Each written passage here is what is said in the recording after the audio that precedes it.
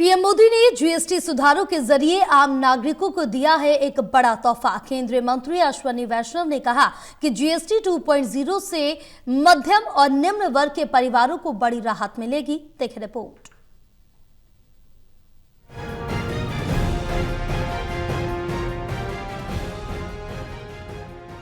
केंद्रीय इलेक्ट्रॉनिक्स और आईटी मंत्री अश्विनी वैष्णव ने दिल्ली में प्रेस कॉन्फ्रेंस कर कहा कि पीएम मोदी ने जीएसटी सुधारों के रूप में देशवासियों को एक बड़ा उपहार दिया। उन्होंने कहा कि इससे उपभोग बढ़ेगा, रोजगार के अवसर बढ़ेंगे और देश की अर्थव्यवस्था को मजबूती मिलेगी। उन्होंने कहा कि पीएम मोदी ने मध्यम और निम्न वर्ग के परिवारों को ध्यान में रखते हुए जीएसटी को सरल बनाया। इससे हर घर को राहत मिलेगी और आर्थिक गतिविधियों में भी तेजी आएगी।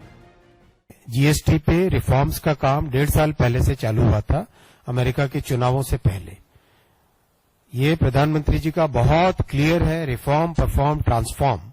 इस रिफॉर्म से देश की एक नए तरह की ट्रांसफॉर्मेशन की यात्रा चालू होती है। जीएसटी के आने से वो भी अपने आप में इतना बड़ा रिफॉर्म था कि आप देश भर में आप पूछो बॉर्डर पे किस तरह से लंबी लंबी ट्रकों की कतारें लाइन लगी रहती थी, आज सेकंड्स के अंदर ई-वे बिल बन जाता है। किसी भी मैन्युफैक्चरर से आप बात करके देखो, किसी भी एमएसएमई सेक्टर से बात करके देखो, बहुत एक मेजर सिग्निफिकेंट सिंप्लीफिकेशन लोगों के जीवन में हुआ है, इसका बेनिफिट मिला है। ये 1.5 वर्ष की एक्सरसाइज अब फाइनल होके आप सबके सामने आई है। माननीय प्रधानमंत्री जी ने लगातार इसको फॉलो अप किया है, लगातार इसमें हर स्टेप पे गाइडलाइंस दी हैं। बहुत एक जो साधारण व्यक्ति, साधारण परिवार, हमारे हर मध्यम वर्गीय परिवार के जीवन में एक बहुत अच्छा ट्रांसफॉर्मेटिव चेंज आए, उस भावना के साथ ही लिया गया। इसमें किसी एक्सटर्नल फैक्टर का कोई रोल नहीं है। केंद्रीय मंत्री ने कहा कि हमारे देश का सकल घरेलू उत्पाद 330 लाख करोड़ रुपए है, जिसमें उपभोग का योगदान करीब 202 लाख करोड़ रुपए है।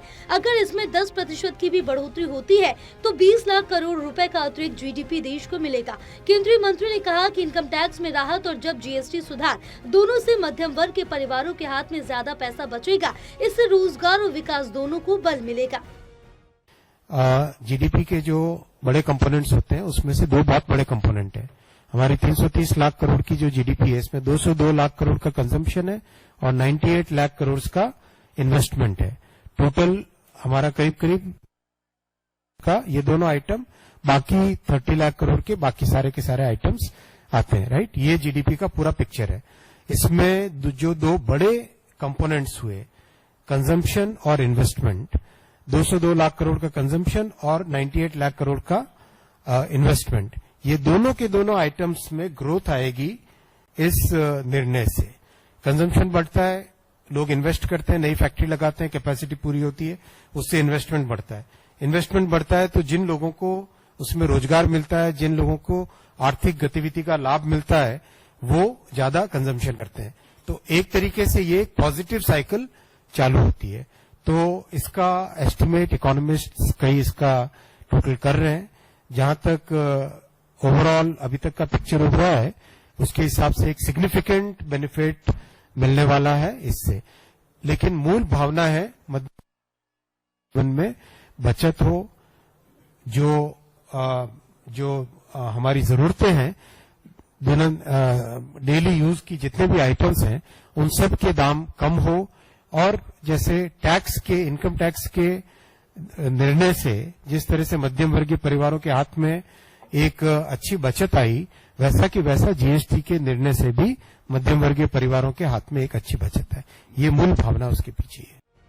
जीएसटी परिषद की 56वीं बैठक में टैक्स स्ट्रक्चर को सरल बनाकर 2 प्रमुख स्लैब तैयार किए गए, 5 और 18%। वहीं निम्न गुड्स पर 44% टैक्स लगाया गया।